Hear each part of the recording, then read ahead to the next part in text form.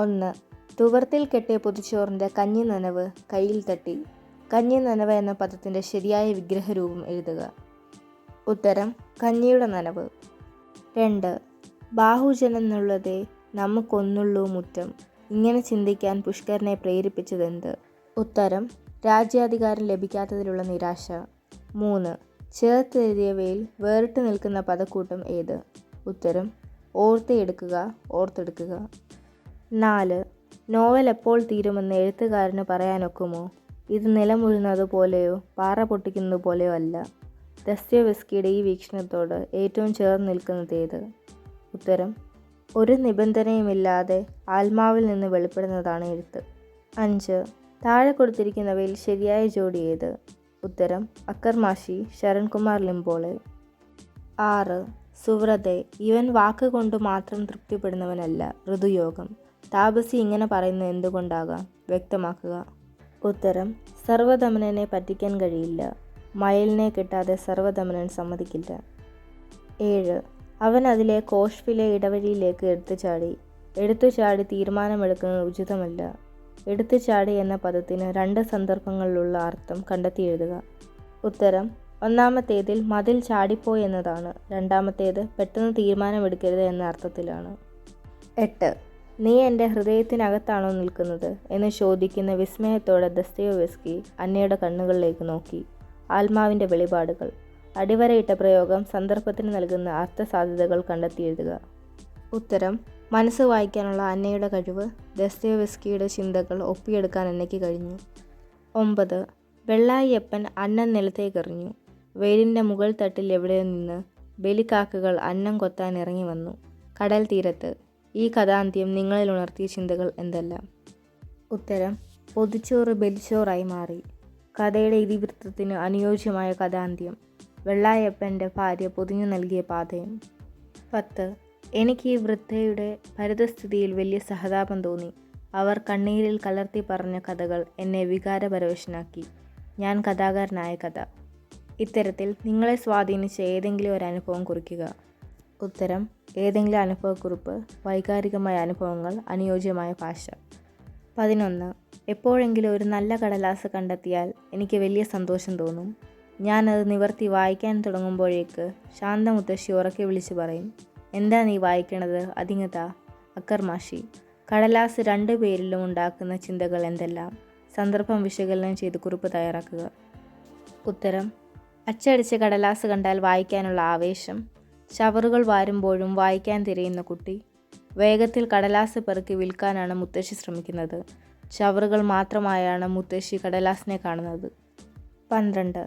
നമുക്കില്ല നാടും നഗരവും കുടയും ചാമരവും, അമിത്രവീരന്മാരും അമർക്കും വൻപടയും. പ്രലോഭനം. പുഷ്കരൻ്റെ ഈ വാക്കുകൾ കലിക്ക് നൽകുന്ന തിരിച്ചറിവുകൾ എന്തെല്ലാം? ഉത്തരം പുഷ്കരന് അധികാരമില്ലാത്തതിൻ്റെ നിരാശയുണ്ട്. സൈന്യവും സ്വത്തുമില്ലാത്തതിൻ്റെ ദുഃഖം പുഷ്കരനെ നയിക്കുന്നുണ്ട്. തന്നെ സഹായിക്കാൻ ആരെങ്കിലും ഉണ്ടെങ്കിൽ എന്തിനും തയ്യാറാണെന്ന ഭാവം. 13. രാത്രി ആളുകൾ ഉറങ്ങി എത്രയ്ക്ക് നിശബ്ദമായ ശിബിരത്തിലേക്കോ താൻ കടന്നു ചെന്നത്. ആളുകൾ കൊല്ലപ്പെട്ട് അത്രയും നിശബ്ദമായ ശിബിരത്തിൽ നിന്ന് അയാൾ പുറത്തേക്കും പോന്നു. യുദ്ധത്തിൻ്റെ പരിണാമം. 2 സന്ദർഭങ്ങളിലും നിശബ്ദതയെ അവതരിപ്പിച്ചിരിക്കുന്നതിലെ ഔചിത്യം വ്യക്തമാക്കുക. ഉത്തരം ശിബിരത്തിലേക്ക് പ്രവേശിച്ചപ്പോഴുള്ള നിശബ്ദത. ഉറക്കത്തിൽ ഒച്ചയനക്കമില്ലാത്ത കൂടാരത്തിനകത്തളം. എല്ലാവരും മരിച്ചു വീണ കൂടാരത്തിൻ്റെ നിശബ്ദത. സന്ദർഭോചിതമായ സവിശേഷ പ്രയോഗം. 14. അന്ന ചോദിച്ചു, ആ ആത്മശതങ്ങൾ സ്വന്തം കഥാപാത്രങ്ങൾക്ക് വീതിച്ചു കൊടുക്കുന്നു അല്ലേ? ആത്മാവിൻ്റെ വെളിപാടുകൾ. ഞാൻ ഹൈസ്കൂളിൽ വിദ്യാർത്ഥിയായിരുന്ന കാലത്ത് ഉണ്ടായ ഒരു സംഭവമാണ് എന്നെ ചെറുകഥകൾ എഴുതാൻ പ്രേരിപ്പിച്ചത്. ഞാൻ കഥാകാരനായ കഥ. സൂചനകൾ വിശകലനം ചെയ്ത് എഴുത്തിൻ്റെ വഴിയെക്കുറിച്ചുള്ള നിങ്ങളുടെ നിരീക്ഷണങ്ങൾ അവതരിപ്പിക്കുക. ഉത്തരം അനുഭവങ്ങളെ ഹൃദയസ്പർശിയായി അവതരിപ്പിക്കുകയാണ് എഴുത്തുകാർ. ആത്മശതങ്ങളാണ് ദസ്തയേവ്സ്കി പകർത്തിവെച്ചത്. വൃത്തിയായ സ്ത്രീയുടെ ദൈന്യതയാണ് എസ്കെയെ ചെറുകഥാകൃത്താക്കിയത്. അനുഭവങ്ങളുടെ ആവിഷ്കാരങ്ങൾ എഴുതുക. 15. എന്നാൽ എൻ്റെ പുൽക്കുടി പാണ്ഡവരുടെ സന്തതിയിലെങ്കിലും ചെന്നേഷണം. അത് പ്രയോഗിച്ചത് വെറുതെ ആയിക്കൂടാ. യുദ്ധത്തിൻ്റെ പരിണാമം.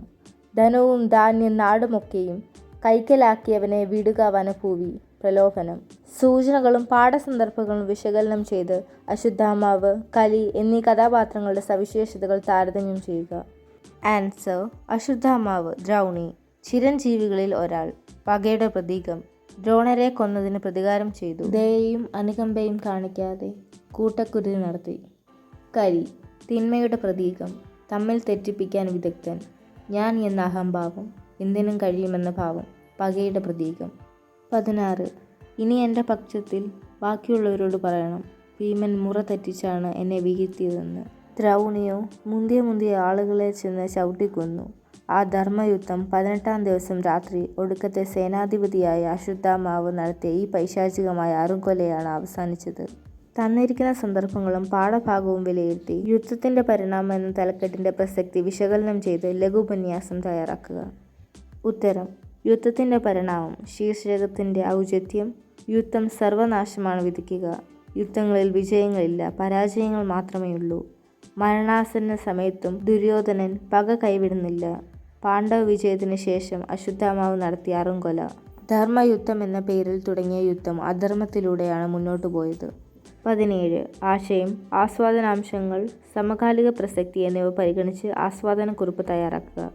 ഉത്തരത്തിൽ ഉൾപ്പെടുത്തേണ്ടവ: ശീർഷകം കവിപരിചയം, സാമൂഹിക പ്രാധാന്യമുള്ള വിഷയം, സമ്പത്ത്, ആപത്തുകാർക്ക് പങ്കുവയ്ക്കാനുള്ള സന്ദേശം, ദുരിതമനുഭവിക്കുന്നവരെ സഹായിക്കാനുള്ള ആഹ്വാനം, അനുയോജ്യമായ ഭാഷ.